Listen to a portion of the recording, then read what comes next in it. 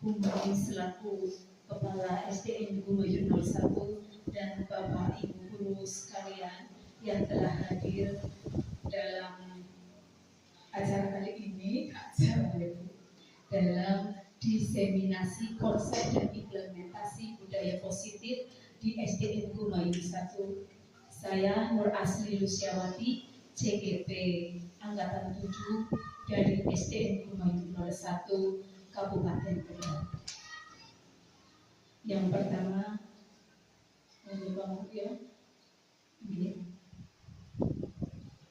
kegiatan kali ini adalah pembahasan tentang apa yang telah saya peroleh ilmu saya selama menjadi CGP dalam modul 1.4 tentang budaya positif. Latar belakang dari budaya positif yang ada di masing-masing sekolah. Seringkali kita mendeskripsikan keberhasilan mengajar berdasarkan kedisiplinan dan prestasi siswa. Akan tetapi jika kita kembali merujuk pada tujuan pendidikan di Indonesia, maka akan membuka luas pandangan dan paradigma berpikir.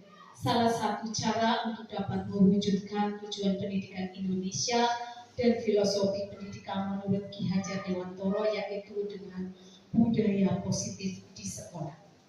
Adapun demikian, budaya positif terwujud tidak mudah itu. Semuanya memerlukan kerjasama di sekolah, saling mendukung, bukan hanya guru tetapi juga warga sekolah.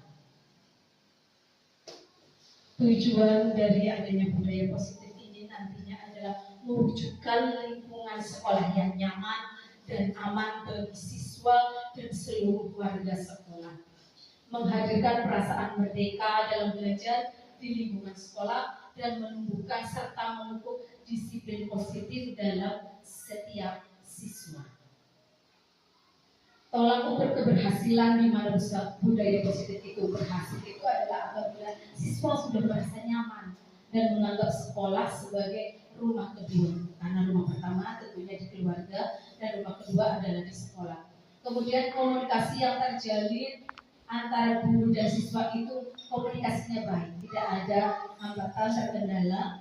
Kemudian siswa tidak takut berbuat salah, dalam artian bukan kesalahan yang fatal, tetapi biasa anak-anak kadang melakukan suatu kesalahan, tetapi tentunya dari kesalahan itu akan menjadikan bahan refleksi untuk mereka dan membenahi diri mereka. Siswa meyakini keyakinan sekolah. Jadi nanti di dalam budaya positif itu ada yang namanya keyakinan sekolah yang bisa digunakan untuk di setiap kelas masing-masing. Kemudian mulai terlihatnya karakter mandiri pada siswa. Dan yang terakhir adalah terwujudnya budaya sekolah 5S yang sekarang ini dikembangkan juga banyak, sudah ada pamflet-pamfletnya, senyum, salam, sapa, sopan, dan santun. Budaya positif di kesempatan kali ini ada beberapa konsep inti tentang budaya positif. Yang pertama adalah disiplin positif dan nilai-nilai kebajikan universal, teori motivasi, hukuman dan penghargaan serta restitusi, keyakinan kelas, kebutuhan dasar manusia dan dunia berkualitas, restitusi 5 posisi kontrol, dan restitusi segitiga restitusi. Sebelumnya kita harus mengerti dulu apa itu budaya positif, yaitu nilai-nilai keyakinan-keyakinan dan kebiasaan di sekolah yang berpihak pada murid agar murid dapat berkembang menjadi pribadi yang kritis, penuh hormat dan tanggung jawab. Disiplin positif dan nilai-nilai kebajikan universal. Makna dari disiplin itu salah satu cara yang dilakukan guru dalam membantu siswa tumbuh maksimal mempunyai karakter. Profil pelajar Pancasila adalah dengan membangun budaya positif yang berpihak pada murid, membangun keyakinan atau visi sekolah yang menumbuhkan dan mengembangkan budaya positif, Dalam mewujudkan budaya positif tentunya perlu adanya disiplin positif.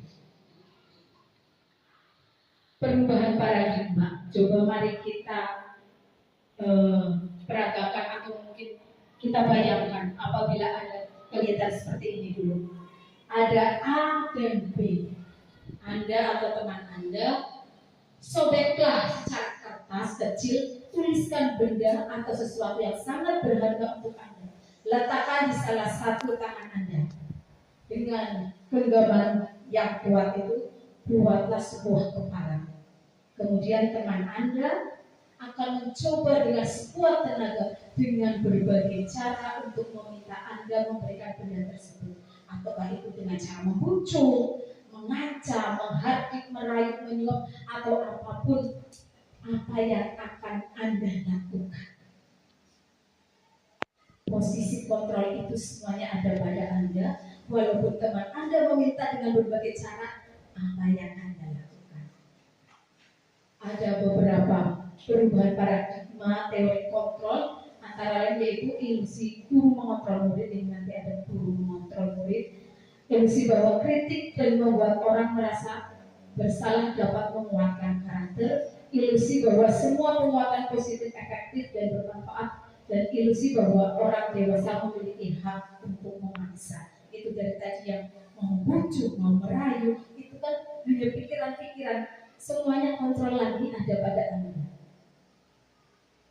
Nah, perubahan paradigma stimulus respon, teori kontrol ini ada stimulus respon dan ada teori kontrol atau pilihan-pilihan yang Anda akan kuasai. Misalkan kita mencoba mengubah orang agar berpandangan yang sama dengan kita. Biasanya kan memang ada orang yang seperti itu. Tetapi lagi-lagi pilihannya adalah kita berusaha memahami pandangan orang lain tentang dunia. Kita yang harus berubah diri kita, memahami bukan hanya dari luar itu kita, tapi kita bisa memahami itu agar kita nantinya kan yang punya kontrol. Gitu.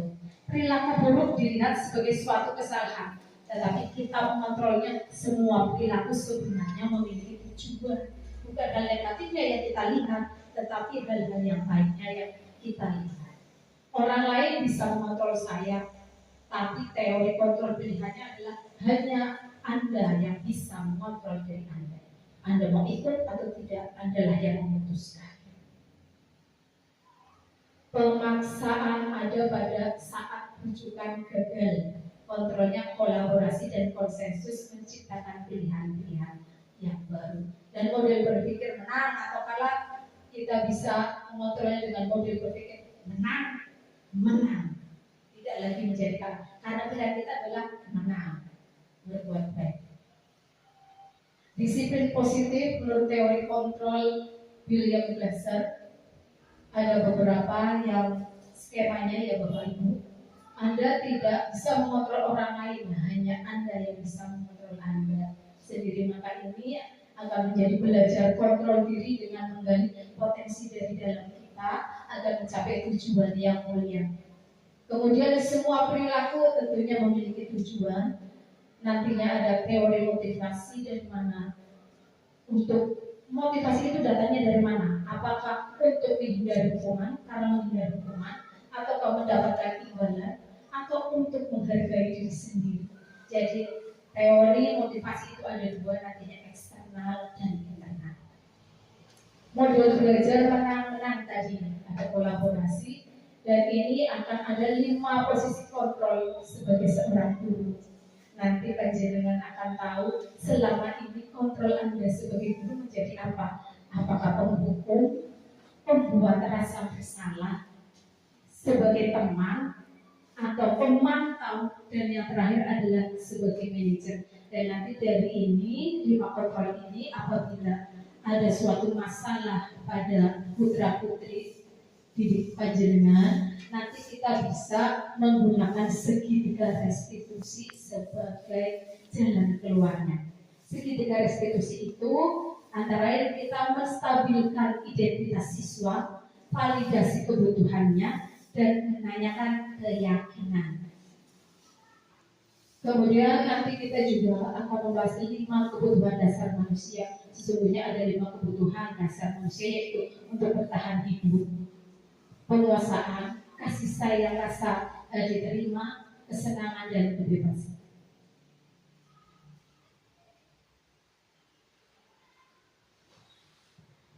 Kita akan mengetahui dulu apa itu disiplin, karena untuk mencapai budaya positif harus melakukan disiplin positif dulu. Disiplin itu berasal dari bahasa Latin disciplina, yang artinya belajar. Makna asal dari kata ini berkonotasi disiplin diri dari murid menurut Socrates dan Plato.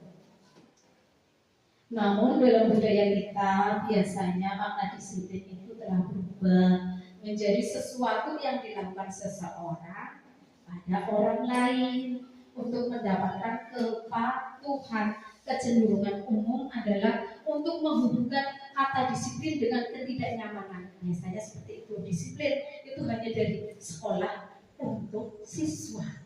Jadi hanya siswa yang merasakan, dari pihak sekolahnya tidak, atau mungkin dari gurunya tidak, ya begitu.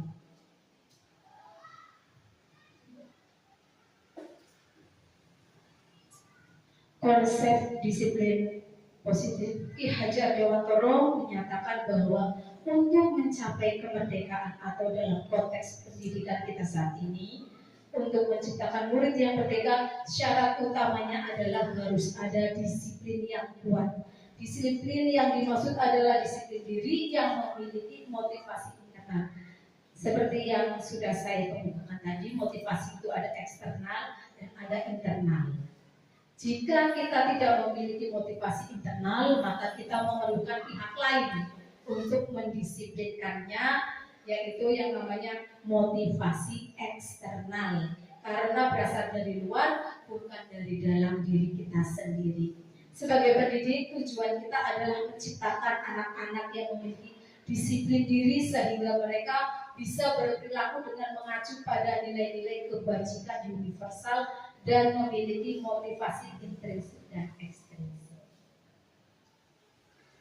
Nilai-nilai kebajikan apa saja? Pembahasan tentang makna disiplin positif yang ditemukan oleh Ki Hajar Dewantoro maupun Diana Gossen, di mana kedua pakar pendidikan mengartikan disiplin sebagai bentuk kontrol diri, yaitu belajar untuk kontrol diri agar dapat mencapai suatu tujuan yang mulia.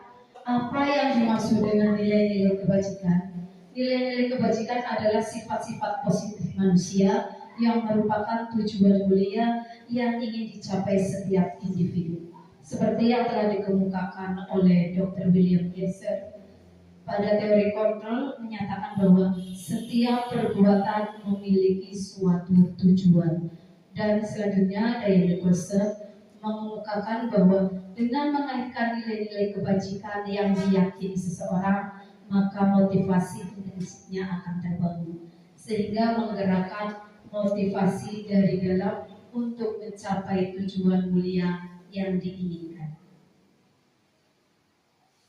Nilai-nilai kebajikan dalam sekolah kita sekarang ini, kita sudah mengacu pada kurikulum merdeka, maka kita memiliki nilai kebajikan menurut profil belajar Pancasila. Itu ada 6 biasanya. Saya sendiri untuk menghafalkan anak-anak ikut tahu menggunakan sebuah lagu biasanya.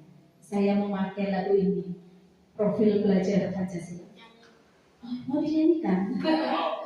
Belajar Pancasila, beriman dan bertakwa pada Tuhan yang esa dan berakhlak mulia, berkebinekaan global, mandiri gotong royong, kreatif dan bernalar kritis. Itu adalah sebuah lagu agar anak-anak juga tahu, bukan hanya gurunya yang tahu, anak-anak tahu bahwa mereka itu diinginkan seperti ini, beriman, bertakwa kepada Tuhan yang Maha Esa dan berakhlak mulia, mandiri, bergotong royong, berkebinekaan global, bernalar kritis dan kreatif. Jadi nanti anak-anak juga senang, Bapak Ibu, mereka tahu ada lagunya, Mila. Saya diajarkan biasanya kelas 3 suka nyanyi-nyanyi. Boleh dong. Semua kelas ini bahkan bisa dikasih tahukan ke sekolahan yang lain. Mau bernyanyi bersama? Belajar Pancasila, beriman dan bertakwa pada Tuhan yang Esa dan berakhlak mulia, berkebinekaan global, mandiri gotong royong, kreatif dan bernalar kritis. Itu ada nilai-nilai iya bolak-balik karena lagunya suka biar mudah sih dicari.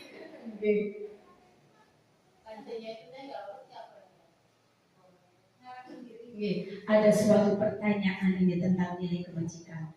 Nilai-nilai kebajikan apa yang Anda rasakan penting saat ini untuk ditanamkan pada murid-murid Anda di kelas atau di sekolah Anda? Mengapa? Dari nilai-nilai kebajikan tadi yang 6, apakah hanya salah satu ataukah memang 6-6-nya dirasa penting? Bagaimana dikaji? Semuanya ya, karena memang itu tidak bisa satu-satu berdiri sendiri, tetapi satu kesatuan yang utuh untuk menjadikan profil belajar Pancasila yang sekarang ada kelimanya ya Bu Lina. Semuanya memang kita inginkan dari pendidikan Indonesia yang mengacu pada Ki Hajar Dewantoro ada 6 profil belajar Pancasila. Kemudian kita akan menginjak ke teori motivasi, hukuman dan penghargaan serta restitusi. Motivasi perilaku manusia menurut Diana Kosen dalam bukunya Restructuring School Discipline ada untuk menghindari ketidaknyamanan atau hukuman. Ini adalah contoh dari motivasi eksternal. Jadi biasanya anak-anak misalkan melakukan sesuatu itu karena apa? Apa karena takut nanti dihukum sebagai guru kalau tidak melakukan? Nah itu kan berarti motivasi eksternal, bukan dari dia. Atau karena hanya ingin mendapatkan imbalan, diiming-imingi nanti yang sudah mengerjakan bisa dapat permen misalkan. Motivasi mengerjakan itu karena apa? Nah, dan yang ketiga adalah contoh untuk menjadi orang yang mereka inginkan dan menghargai diri sendiri dengan nilai yang mereka percaya. Jadi kesadaran pada siswa sendiri bahwa aku ingin pintar untuk diriku sendiri, bukan karena dipacu oleh orang tua mendapatkan hadiah sepeda maka saya jadi belajar, tetapi sebenarnya Tuhan kalau nggak ada ini dihukum oleh penghargaan. Nah ini yang sesungguhnya menarik Bapak Ibu. Jadi perbincangan hangat di kalangan para pendidik pembimbing kita dihukum oleh penghargaan. Apa itu? Bahwa penghargaan itu berlaku sama sebenarnya dengan hukuman. Dalam arti meminta atau membujuk seseorang melakukan sesuatu untuk memenuhi suatu tujuan tertentu dari orang yang meminta, dorongannya eksternal dan ada faktor ketergantungannya. Beberapa dampaknya adalah pengaruh jangka panjang dan pendek, ada penghargaan yang menghukum, penghargaan mengurangi ketepatan, penghargaan tidak efektif, dan penghargaan merusak hubungan. Seperti ini Bu. Misalkan kita itu biasanya kalau ada anak yang pintar, hebat, luar biasa, kamu hebat sekali, terus-terusan ngomong seperti itu. Bagaimana reaksi teman-teman yang lain? Kita kadang tidak melihatnya. Ternyata di dalam hati mereka ada yang iri. Kok hanya dia sih yang dipuji-puji? Kok itu gurunya nggak pernah sih muji aku? Nah itu Bu, itu bisa merusak hubungan, akhirnya iri, akhirnya nggak usah berteman lah, iri dalam dirinya, itu yang bisa merusak hubungan. Jadi sebenarnya memang ini ya Bu, kadang-kadang kita memang perlu, tetapi jika dilakukan terus-menerus Sesungguhnya ada beberapa efeknya seperti itu. Misal lagi kita belajar sistem ranking itu ranking 1 mendapat buku, tetapi itu sebenarnya dilihat oleh ranking yang paling rendah. Akhirnya si paling rendah bisa merasa minder. Efek jangka panjangnya itu minder, tidak mau bergaul. Itu sebenarnya kan memang ada orang-orang yang memang berpikiran ya untuk maju, ya. Tetapi ternyata setelah kami pelajari ada faktor-faktor secara sosiologi dan psikologinya anak-anak yang tidak kita tahu sebenarnya itu. Sebenarnya anak-anak bagaimana? Jadi bisa membukti untuk orang lain, dianya dipuji, orang lain yang merasa terhubung, bisa terintimidasi. Anak-anak biasanya kan kalau sama anak yang enggak pintar, anggaplah seperti itu, akhirnya kayak mencemooh. Nah itu karena apa? Sudah terlihat kalau pintar dia terusan dia juga akhirnya merasa bangga, membanggakan dirinya sendiri. Nah itu juga akan menjadi gap. Jadi sebenarnya maka dari itu yang sampai hari ini memang masih berjalan ya biasanya mendapat ranking, diumumkan dan mendapatkan hadiah. Sebenarnya itu seperti demikian. Mungkin kita akan susah, tetapi step by step kita belajar agar anak itu sebenarnya motivasinya dari diri, bukan karena ini hadiah, mendapatkan nilai nanti yang bisa dapat bintang-bintangnya dicecer. Itu memang di awal bisa jadi motivasi, tetapi ketika seorang guru nanti tidak lagi mengatakan nanti dapat bintang, anak-anak berubah lagi, tidak mau belajar. Nah, berarti dia hanya mau belajar karena dapat bintang. Jadi bagaimana kita menumbuhkan motivasi, menyadarkan anak-anak kita untuk mencintai dirinya, mengenali dirinya bahwa dia belajar ya untuk dia, dan nantinya dia yang akan merasakannya. Karena setiap anak itu bersifat unik, ibu. Tidak sama dengan yang lain, memang ada yang pintar, ada yang kurang. Maka dari itu, saat kita memberikan penghargaan juga, kita harus benar-benar melihat teman-teman yang lain. Jangan hanya satu anak yang pintar dikumpulkan terus-menerus, akan menjadi iri bagi anak-anak yang lain.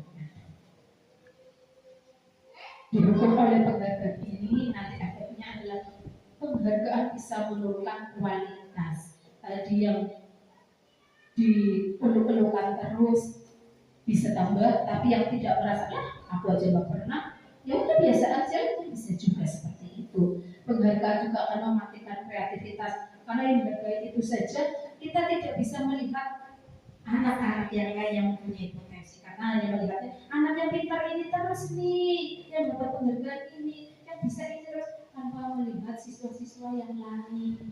Jadi begitu, akhirnya mereka sih sebenarnya aku padahal pintar di sini loh, tapi aku juga nggak pernah dibilang ibu guru ininya bagus. Akhirnya ya sudah lah, buang anak-anaknya. Dan penghargaan itu mengurangi motivasi intensif tadi ya, karena mereka hanya terpacu dari luar saja. Dalam memberi apresiasi ini, apresiasi atau pengakuan perlu diingat ada beberapa hal, yaitu beri dukungan secara khusus, beri dukungan secara pribadi, beri dukungan pada semua murid. Kita harus beri dukungan pada semua murid, dan beri pengakuan secara konsisten, fokus pada proses hidupnya ya. Oke. Contoh pengakuan ini, apresiasinya ada pembukaan, ada nilainya, dan ada situasinya. Contohnya seperti ini. Kemarin saya diperhatikan. Nilai kebajikannya apa? Rasa empatimu besar sekali, dan situasinya pada saat menolong murid baru di kelas kita itu biasanya kalau ada misalnya ada anak menolong, nah ada nilai kebajikannya, itu berarti kan karena si murid memiliki rasa empati. Saya menghargai kepedulianmu pada saat kamu membantu teman-teman di tugas kelompok. Itu salah satu contoh pengakuan atau apresiasi. Dan terima kasih untuk rasa tanggung jawabmu pada saat kamu memungut tas yang berserakan di lantai. Mari Bapak Ibu kita lihat dulu. Di sini ada menjelaskan perbedaan nanti hukuman dan konsekuensi. Coba kita lihat di nomor 1.1, tindakan guru mencatat 100 kali di dalam buku kalimat saya tidak akan terlambat lagi karena terlambat ke sekolah. Kira-kira itu termasuk hukuman atau konsekuensi, Bapak Ibu? Hukuman atau konsekuensi? 100 kali. Hukuman atau konsekuensi? Hukuman karena merasa mungkin anak itu kalau sudah disuruh mencatat 100 kali. Oke, nanti kita akan lihat jawaban panjenengan. Kira-kira pas apa enggak betul enggak jawaban jeroannya apa yang mau diucapkan oleh konsekuen? Kita yang dua kali mengelilingi lapangan basket 2 kali karena terlambat belajar di sekolah. Nah itu hukuman. Murid diminta push up 15 kali karena tidak menggunakan masker ke sekolah. Hukuman. Baik, lanjut. Menggantikan kertas tugas teman yang telah dicoret-coret. Konsekuensi. Membersihkan tumpahan air di meja tulis karena tersenggol pada saat belajar. Konsekuensi. Murid disuruh untuk mengenakan sepatu seharian di sekolah karena tidak menggunakan sepatu. Maksudnya tidak menggunakan sepatu. Disuruh tidak menggunakan sepatu nyeker ya Bu, karena nggak pakai sepatu hitam. Konsekuensinya hukuman. Ya, lanjut yang terakhir. Lari mengelilingi lapangan basket 2 kali karena terlambat 10 menit untuk pelajaran PJOK. Mari kita lihat jawaban yang benar adalah lihat mencatat 100 kali hukuman, mengelilingi lapangan 2 kali hukuman, push up hukuman, menggantikan tadi betul ya pada konsekuensi murid disuruh mengenakan sepatu, tidak mengenakan sepatu sendiri itu hukuman, dan lari konsekuensi. Nah kita akan belajar lagi ini. Nah kita akan lihat perbedaannya apa ini hukuman dan konsekuensi. Bisa dilihat hukuman itu sesuatu yang menyakitkan harus terjadi, membuat anak sakit fisik dalam hati juga untuk jangka waktu lama. Iya, anak membenci kedisiplinan, paksaan, mendorong anak menyakiti diri sendiri, konsep diri yang buruk, anak belajar untuk menyembunyikan kesalahannya, marah, rasa bersalah, dipermalukan, merasa tak dihargai, itu adalah hukuman. Sedangkan konsekuensinya itu adalah sebelahnya, sesuatu harus terjadi buat anak merasa tidak nyaman dalam jangka waktu yang pendek. Sedangkan kalau hukuman jangka waktu yang panjang, ditinggal-tinggal terus karena iya. Tapi kalau konsekuensi karena sudah menjadi keputusan bersama, maka hanya ketika itu saja merasa tidak nyamannya. Anak menghargai disiplin karena sudah konsekuen apa yang diputuskan bersama harus dijalankan, maka anak akan menghargai disiplin. Kalau hukuman, anak merasa jadi apa? Membenci, kalau seperti ini aku dihukum seperti ini, suruh lalu-lalu, suruh apa? Nah itu.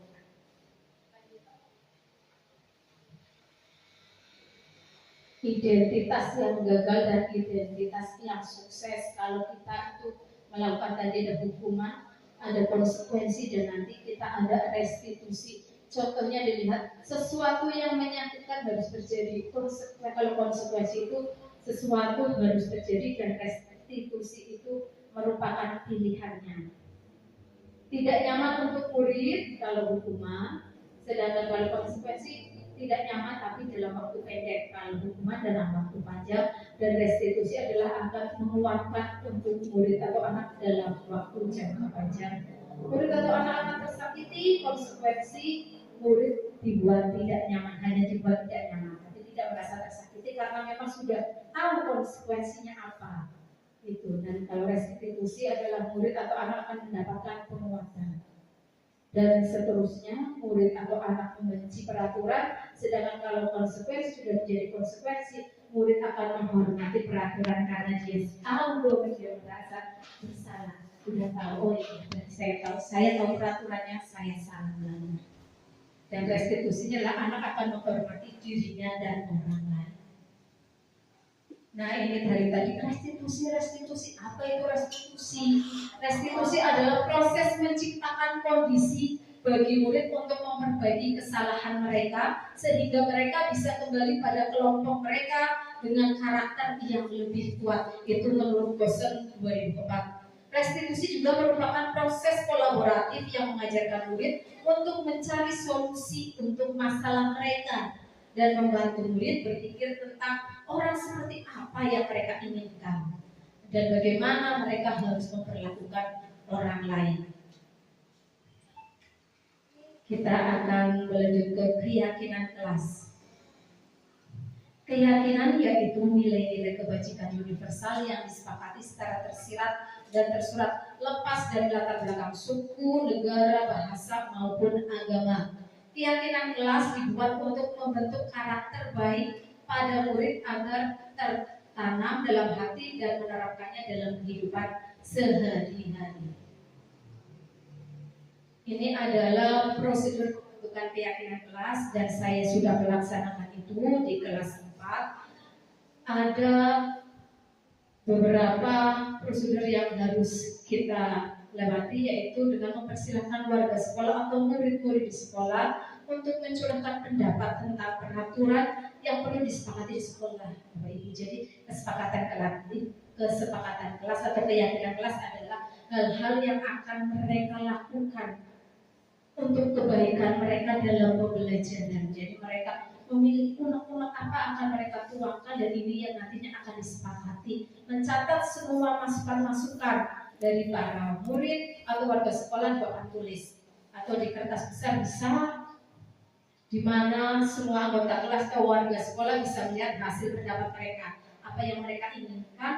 Mereka nanti akan tahu. Susunlah keyakinan kelas sesuai prosedur pembentukan keyakinan sekolah. Dan kalimat-kalimat yang digunakan itu kalimat yang positif, bukan kalimat-kalimat yang negatif. Kalimat positif atau negatif bisa dilihat. Kalimat negatif contohnya jangan berlari di kelas. Itu kita bisa ganti menjadi berjalanlah di kelas. Jadi jangan lari, diganti berjalan. Jadi sifatnya yang positif.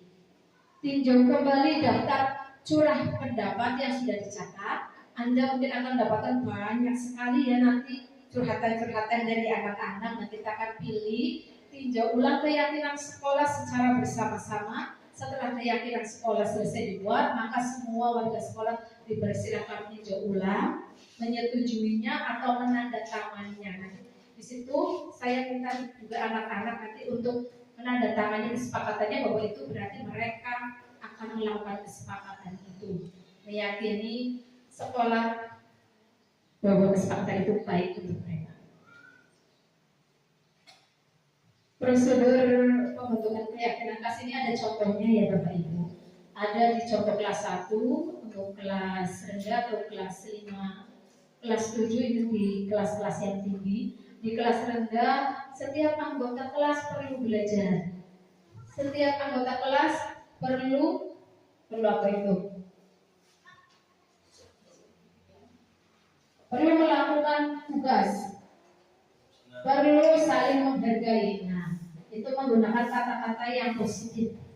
Biasanya anak-anak pasti sukanya itu kan kalimat-kalimatnya nanti jangan berisik, jangan membuli. Kita bisa berubah kalimat-kalimatnya dengan menghormati orang lain. Itu. Jangan datang terlambat, kita bisa ubah. Datang tepat waktu. Jadi kalimat-kalimat yang digunakan untuk kesepakatan kelas adalah kalimat positif yang sehingga anak-anak itu juga berpikirannya positif. Kebutuhan dasar manusia, ada 5 kebutuhan dasar manusia, yaitu bertahan hidup atau survival, kasih sayang dan rasa diterima, love and belonging, kebebasan atau freedom, kesenangan atau fun, dan penguasaan power. Ini biasanya kita memang seperti itu ya Bu. 5 dasar kita kan bertahan hidup. Hidup untuk makan atau makan untuk hidup ya? Ya, kasih sayang kita juga ingin mendapatkan kasih sayang. Murid juga seperti itu, bukan hanya orang tua. Murid juga ingin mendapatkan kasih sayang. Kebebasan atau freedom kita juga pengen bebas. Sebagai murid juga pengen sebenarnya bebas ini. Tapi dalam artian bebas yang positif. Bebas dalam belajar bukan bebas tidak ada kontrol dari seorang guru, tetapi guru tetap mengontrol pembelajaran anak. Anak itu tahu apa yang mereka inginkan, tapi dalam koridor-koridor sebagai siswa mendapatkan kesenangan. Ini anak-anak itu sebenarnya dilahirkan itu inginnya bermain, gitu. Pasti anak-anak itu suka banget kalau jampos. Apa jampos? Jampos mereka itu suka sekali bermain. Anak-anak itu suka bermain, kesenangan. Makanya kita juga di sekolah biasanya itu nanti ada pembelajaran yang menarik yang membuat anak-anak senang seperti bermain tetapi tetap mendapatkan pembelajaran dan penguasaan atau power kita biasanya ini dipandang saya bisa. Nah, saya bisa ini bu saya bisa bu. Anak-anak kan seperti itu yang dituju tidak mau. Nah iya, pada saat memilih atlet siapa yang bisa menang saya bisa ternyata ingat kaji ini ternyata ingat tuh bukan renang yang ini enggak cuma meluncur renang ya itu sebenarnya mereka ingin punya kekuasaan seperti itu. Nah ini ada restitusi 5 kontrol bahwa kita sebagai seorang guru ada 5 kontrol membawa itu. Nah ini kita sebagai guru mari kita merefleksikan diri kita. Sebenarnya kita selama ini sebagai apa? Sebagai penghukum atau pembuat rasa bersalah? Apa sebagai teman? Atau sebagai pemantau? Atau yang terakhir sebagai manajer nih? Coba kita lihat itu sebagai penghukum ini. Guru-guru yang menerapkan posisi penghukum akan berkata seperti ini. Patuhi aturan saya atau awas, kamu selalu saja salah, selalu, pasti selalu yang terakhir selesai. Sering tidak. Iya ini seorang penghukum itu nada suaranya tinggi, bahasa tubuh matanya melotot. Dasar kamu, wah, jadi kalau menjelaskan ya, nah biasanya itu dasar bocah benih teman terlambat lagi itu penghukum ada nggak dalam diri kayaknya saya pernah seperti ini ya iya pernah melewati fase-fase seperti ini membuat merasa bersalah itu nadanya memelas lalu sedih bahasa tubuhnya merapat pada anak Adi kamu ini bagaimana ya. Kamu sudah janji sama ibu tidak akan terlambat lagi. Kamu kenapa ya senang sekali mengecewakan ibu.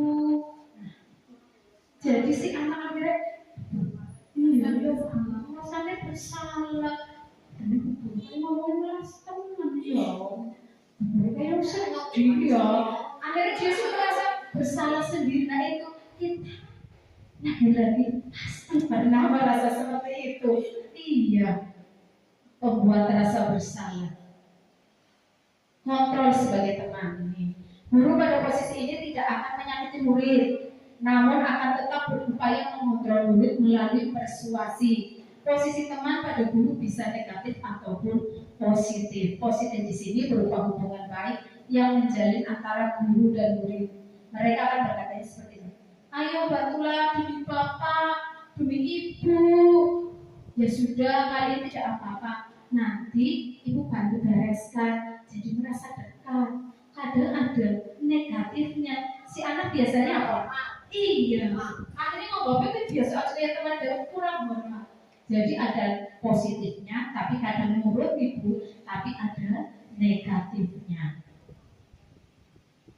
Kemudian guru sebagai pemantau. Posisi pemantau berdasarkan pada peraturan-peraturan dan konsekuensi dengan menggunakan sanksi atau konsekuensi. Kita dapat memisahkan hubungan pribadi kita dengan murid sebagai seseorang yang menjalankan posisi pemantau. Pertanyaan yang diajukan seorang pemantau biasanya peraturannya apa? Kamu Kamu kan sudah tahu ya peraturannya. Kamu terlambat, kenapa kamu terlambat? Kamu tahu apa peraturannya? Itu biasanya seorang itu Bu tidak boleh terlambat. Terus kalau terlambat, nah itu biasanya papa hanya memantau saja dan tahu konsekuensinya apa. Kalau kamu terlambat berarti harus bagaimana? Nah, itu kalau seorang pemantau. Dan yang terakhir adalah seorang manajer. Seorang manajer adalah posisi di mana guru berbuat sesuatu bersama dengan murid, mempersilahkan murid mempertanggungjawabkan perilakunya, mendukung murid agar dapat menemukan solusi atas permasalahannya sendiri. Seorang manajer akan berkata apa yang kita yakini, karena kita sudah membuat keyakinan kelas tadi. Jadi seorang manajer itu tahu bahwa di kelas itu kita sudah meyakini apa yang sudah kita yakini. Kamu meyakininya. Jika kamu meyakininya, apa kamu bersedia memperbaikinya? Jika kamu memperbaikinya, hal ini menunjukkan apa tentang diri kamu. Apa rencana kamu untuk memperbaiki hal ini? Tugas seorang manajer bukan untuk mengatur perilaku seseorang, tetapi kita membimbing murid untuk mengatur dirinya sendiri. Jadi murid itu bersama-sama. Kamu tahu, meyakini ini bahwa kamu telah melanggar kesepakatan kelas kita. Si anak jadi itu berpikir, apa yang akan dilakukan? Tahu, aku akan melakukan ini Bu. Oke, berarti dari dirinya sendiri yang ingin merubah. Kita akan ke videonya Pak Mario biar kita tahu.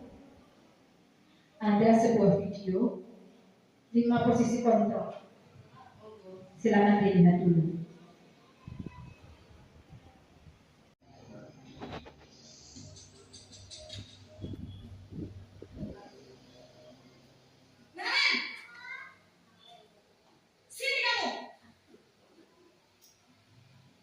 Selamat pagi Bu. Selalu terlambat. Kamu deh pasti terlambat. Maaf Bu, saya Apa? Apa coba? Alasan kamu apa lagi? Kapan sih kamu tidak terlambat? Malas sekali ya kamu jadi anak. saya Dasar pemalas. Gak kapok-kapok sih kamu. Sudah berapa kali terlambat? Sana, kamu keliling lapangan basket 2 kali. kenapa saya harus keliling lapangan basket Bu? Kenapa? Kamu melawan ibu. Berani-beraninya jawab. Sudah terlambat, masih berani jawab pula.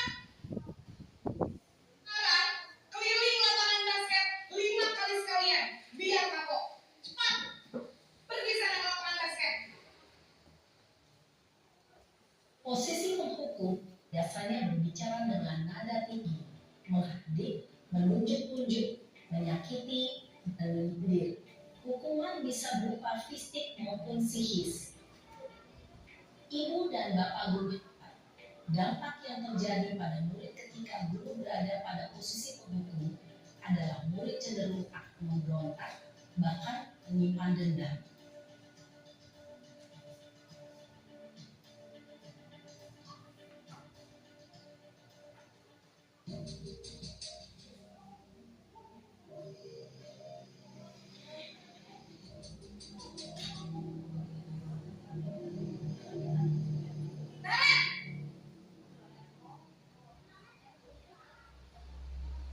Selamat pagi Bu. Naren. Kamu kenapa terlambat lagi, nak? Ya Tuhan, Naren. Kamu senang ya bikin ibu susah ya? Kalau kamu terlambat lagi, ibu yang ditegur bapak kepala sekolah, nak. Disangka ibu tidak bisa dapat kamu. Duh, gimana ini? Maaf Bu, Duh, Gusti, Naren. Kamu suka ya kalau ibu ditegur bapak kepala sekolah? Terus, sekarang ibu harus tulis apa ini di buku absen? Ini kamu sudah sering terlambat loh. Ibu harus apa coba? maaf Bu, maaf sekali. Ya sudah, lain kali jangan bikin ibu susah lagi anak ya. Ibu tidak akan kuat lagi kalau kamu begini terus. Bisa jantung lagi kalau ibu ditegur bapak kepala sekolah. Sakit kelas. Maaf ya Bu, maaf sekali. Malas sekolahnya kalah. Posisi pembuat rasa bersalah berbicara dengan nada cenderung lembut, namun kata-kata yang diutarakan membuat murid merasa menjadi orang yang gagal, memandang buruk dirinya sendiri, merasa tidak berharga, dan tidak sanggup membahagiakan orang lain. Ketika guru mengambil posisi pembuat rasa bersalah, murid akan menganggap dirinya yang bersalah dan ia akan menyimpan emosi negatif tersebut di dalam dirinya.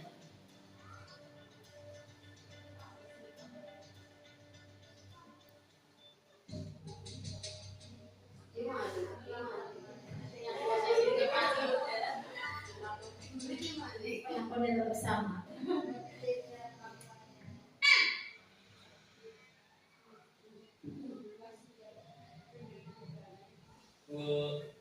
Wah, sudah jam berapa ini nak?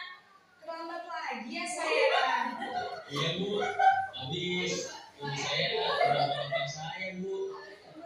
Kamu malah menyalahkan ibu kamu. Bukannya anak yang larinya paling kencang. Kok terlambat sih? Iya Bu, saya memang bangun tadi. Jadi biarpun saya lari kencang, tetap gak kejar Bu. Ya sudah sana. Nanti lain kali larinya lebih kencang lagi ya. Biar pelatih bikin seneng ibu. Demi ibu. Bisa kan? Bisa Bu. Ya sudah sana masuk kelas. Ibu beresin urusan absen kamu. Ini ada saja. Dalam posisi teman, beliau berbicara dengan nada suara ramah, akrab, cenderung bersenda gurau untuk menjaga suasana tetap santai. Murid akan merasa senang, aman, dan akrab dengan guru. Identitas yang tercipta adalah identitas sukses atau berhasil. Namun, perlu diingat, karena ini masih dorongan eksternal, maka ada faktor ketergantungan dari mood orang tertentu. Di sini guru aksennya, sehingga di lain waktu murid bisa berperilaku baik, namun hanya kepada orang-orang tertentu saja.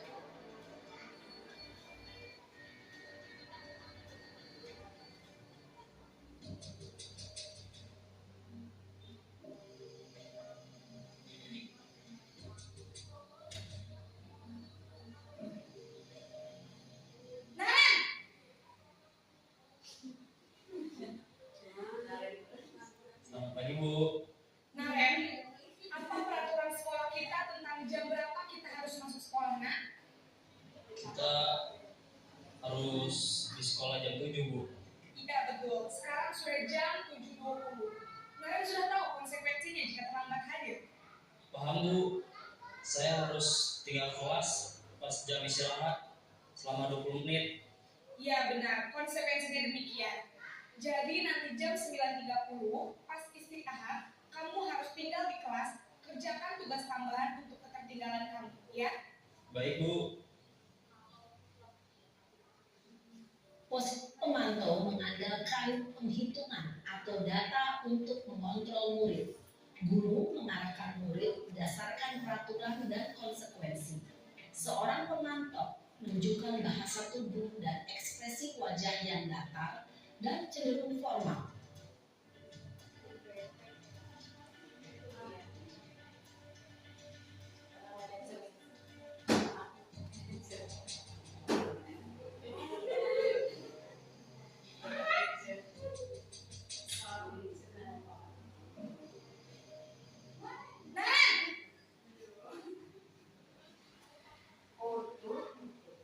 Selamat pagi Bu.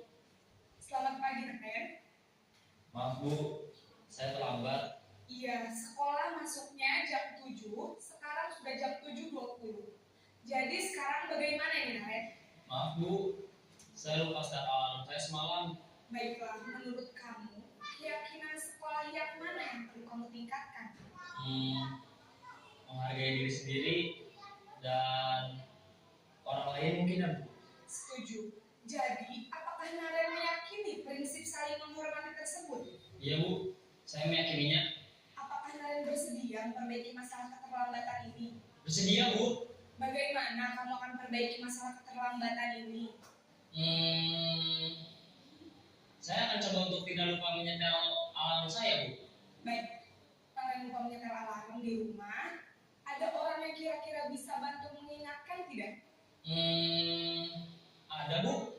Kata saya, Kak Emma. Ada lagi selain Kak Emma? Selain Kak Emma, ada ibu saya. Baik, jadi yang mengingatkan Naren adalah Kak Emma dan ibu kamu ya.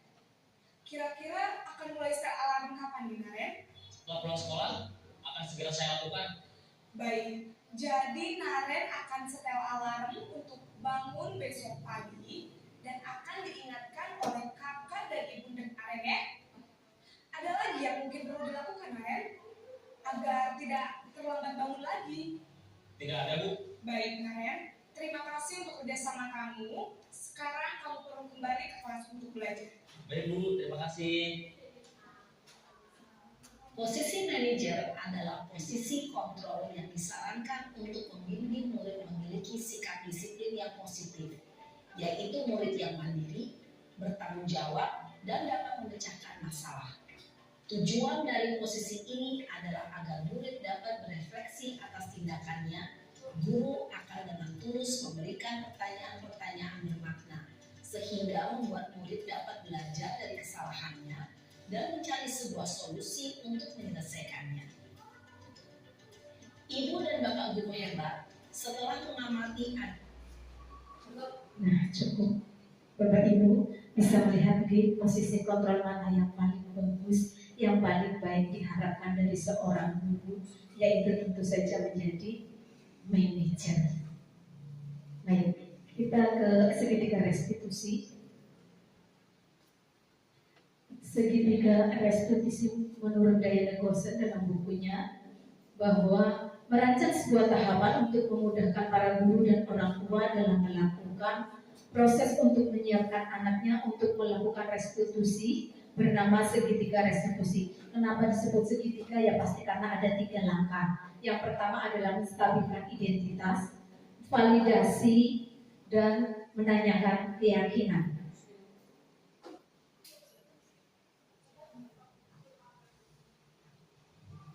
Ada sebuah kasus yaitu tentang melanggar kesepakatan kelas. Wahyu datang sekolah tidak tepat waktu. Wahyu berangkat sekolah terlambat. Hal ini bukan hanya terjadi sekali, maka Ibu Lucy akhirnya mengajak Wahyu berbicara untuk mencari solusi bersama atas masalah yang dihadapi. Iya, Wahyu dan kami sudah melaksanakan segitiga restitusi itu, bahwa menstabilkan anak seperti yang tadi diperagakan oleh seorang guru menjadi manajer. Jadi akan membuat si anak bisa memutuskan sendiri langkah-langkah apa agar dia menjadi pribadi yang lebih baik atas kesalahan yang telah dia lakukan. Demikian, terima kasih. Salam guru bergerak Indonesia Maju. Terima kasih Bapak Ibu guru hebat. Semoga apa yang saya sampaikan kali ini ada manfaatnya. Apabila ada satu kesalahan kata ataupun tindakan yang saya lakukan, mohon dimaafkan dengan tulus dan ikhlas. Wabillahi taufiq wal hidayah. Assalamualaikum warahmatullahi wabarakatuh.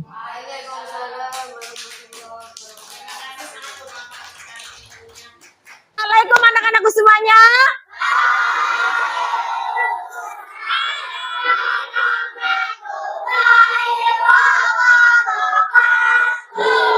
Pada hari ini, seperti janji Bu Guru kemarin, kita akan membuat kesepakatan atau keyakinan ke kelas.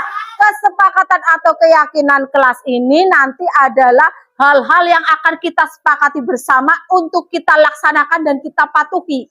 Apabila nanti ada yang Bu tidak sesuai kesepakatan kelas, bagaimana? Kita lihat, kita evaluasi, kok tidak sesuai, kenapa ya? Makanya hal ini harus kita sepakati bersama, bukan hanya buat kamu tapi buat Bu Guru juga ya.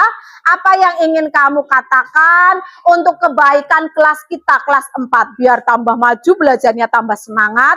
Nanti kalian satu persatu Bu Guru bagikan sticky note ini. Kalian kalau sudah tulis apa yang ingin kalian berikan untuk kelas kita biar tambah maju.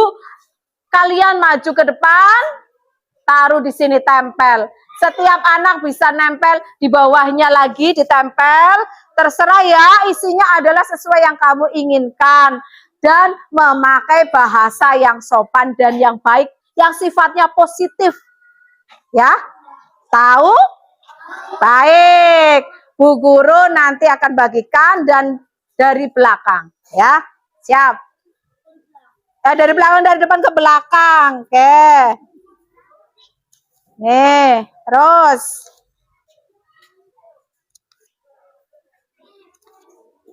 Nah, silakan kalian tulis apa yang menjadi keinginan kalian yang akan nanti disepakati. Terserah mau 2, mau 1, mau 3. Dah? Nanti kamu kuning biar semuanya warna-warni. Itu nanti emang gak lengket kan? Ke belakang. Terus.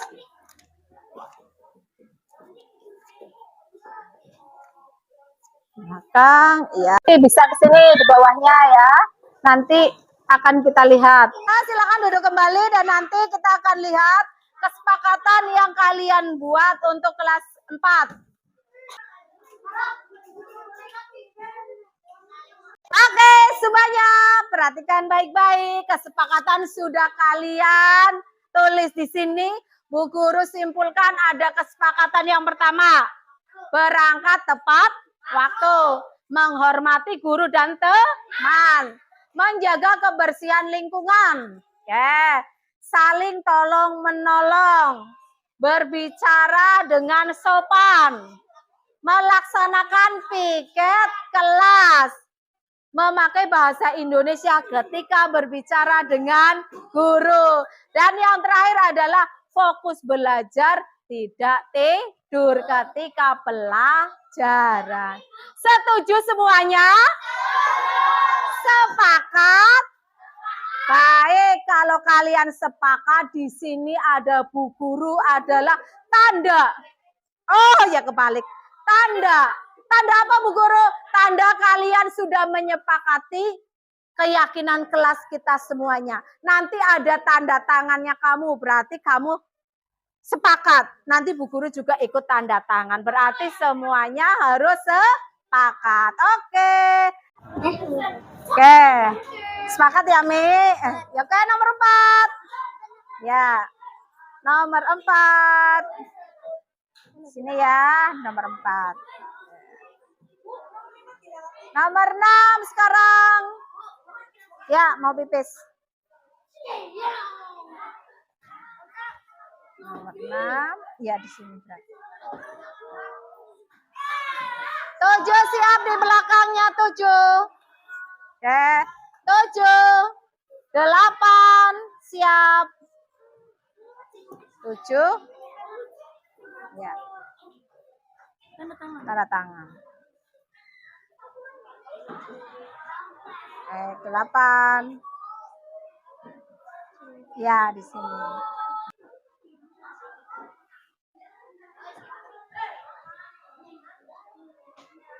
Kalian sudah menyepakatinya, kalian sudah tanda tangan sebagai tanda bukti kalian sudah sepakat mengetahui semuanya. Terima kasih hari ini. Semoga kesepakatan kita akan menjadi kesepakatan yang kita yakini untuk dilakukan dengan baik oleh kita semuanya. Sah ya? Sah. Bu Guru ketok. Dengan ini menyatakan keyakinan kelas 4 ini syah adanya. Syah. Tung, tung, tung. Oke. Boleh tepuk tangan semuanya. Terima kasih.